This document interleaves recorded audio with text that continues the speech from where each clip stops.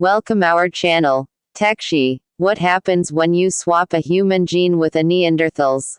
Now that we've gotten a look at the genomes of archaic humans, researchers are trying to determine whether our differences are due to genetics. What are the key differences between modern humans and our closest relatives, the Neanderthals and Denisovans? For the Neanderthals, there doesn't seem to be any sort of obvious difference. They used sophisticated tools, made art, and established themselves in some very harsh environments. But, as far as we can tell, their overall population was never particularly high. When modern humans arrived on the scene in Eurasia, our numbers grew larger, we spread even further, and the Neanderthals and Denisovans ended up displaced and eventually extinct. Ars Technica. With our ability to obtain ancient DNA, we've now gotten a look at the genomes of both Neanderthals and Denisovans, which allows us to ask a more specific question: could some of our differences be due to genetics? The three species are close relatives, so the number of differences in our proteins are relatively small. But a large international research team has identified one and engineered it back into stem cells obtained from modern humans. And the researchers found that neural tissue made of these cells has notable differences from the same tissue grown with the modern human version of this gene. As the first step in their work, the researchers had to decide on a gene to target. As we mentioned above, the genomes of all three species are extremely similar. And the similarity only goes up when you look at those parts of the genome that encode proteins. An added complication is that some of the versions of genes found in Neanderthals are still found in a fraction of the modern human population. What the researchers wanted to do is find a gene where both Neanderthals and Denisovans had one version and nearly all modern humans had another. Out of tens of thousands of genes, they found only 61 that passed this test. The one they chose to focus on was called NOVA1. Despite the explosive-sounding name, NOVA1 was simply named after having originally been found associated with cancer, neuro-oncological ventral antigen 1. A look through the vertebrate family tree shows that Neanderthals and Denisovans share a version of NOVA1 with everything from other primates to chickens, meaning that it was present in the ancestor that mammals shared with dinosaurs. Yet almost all humans have a different version of the gene. In a search of 250,000 genomes in a database, the researchers were only able to identify 3 instances of the Neanderthal version. The difference is subtle, swapping in a closely related amino acid at a single location in the gene, but it is a difference. For those who care, it's isoleucine to valine. But NOVA1 is the sort of gene where small changes can potentially have a big impact.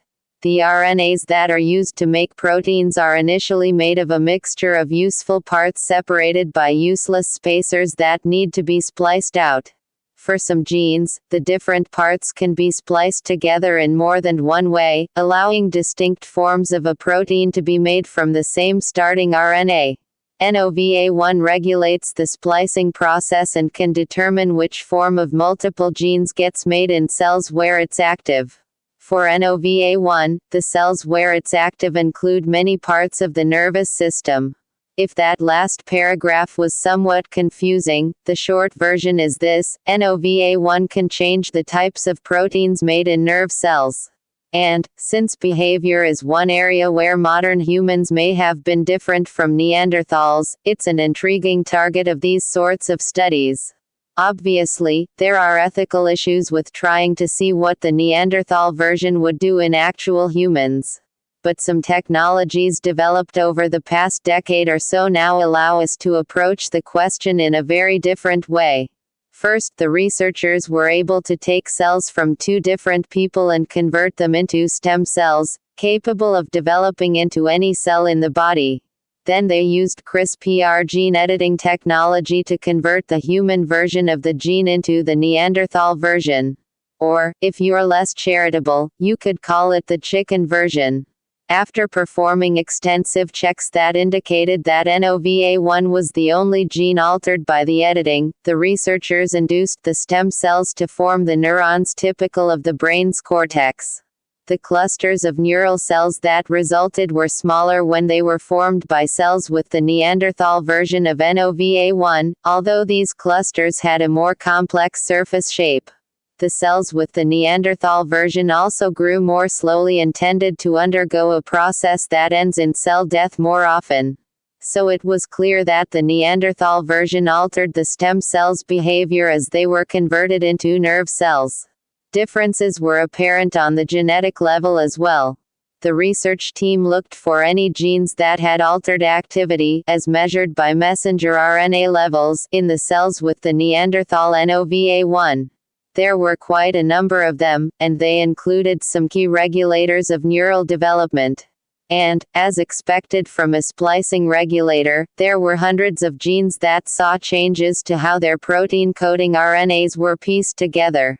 Many of these genes appear to be involved in the formation and activity of synapses, the individual connections among nerve cells that allow them to communicate with each other.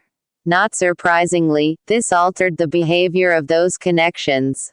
Normally, nerve cells in culture form connections and coordinate their activity. In cells with the Neanderthal version of NOVA1, there was less coordination and a higher background of nerve cells firing off signals at random. The results clearly show that having the Neanderthal version of NOVA1 is not a good thing for the nerve cells of modern humans. It will still take some more work, however, to determine whether all of the changes described here are the product of specific differences between the two forms of the protein or simply a consequence of the nerve cells being unhealthy due to the misregulation of genes.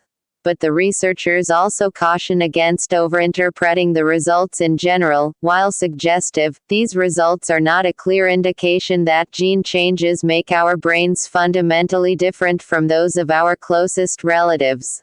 The evolution of the human version of this gene took place against a backdrop of many other subtle changes in human genes, either in their coding sequences or, more often, in the sequences that regulate their activity. Those changes could potentially offset any harmful effects caused by the differences in activity of the modern human version of NOVA1. Suddenly dropping in the original version of the gene again might only produce differences due to the mismatch between the gene and all of those compensations. So it's going to take a while to sort out how much this one gene's differences mean for human and Neanderthal brains. But the key thing is that it's now possible to ask these questions at all. The technologies used to produce these results didn't exist before this century. CRISPR gene editing is less than a decade old. So the mere fact that we know this much is pretty astonishing. Thank you for watching. Subscribe channel and bell icon and share.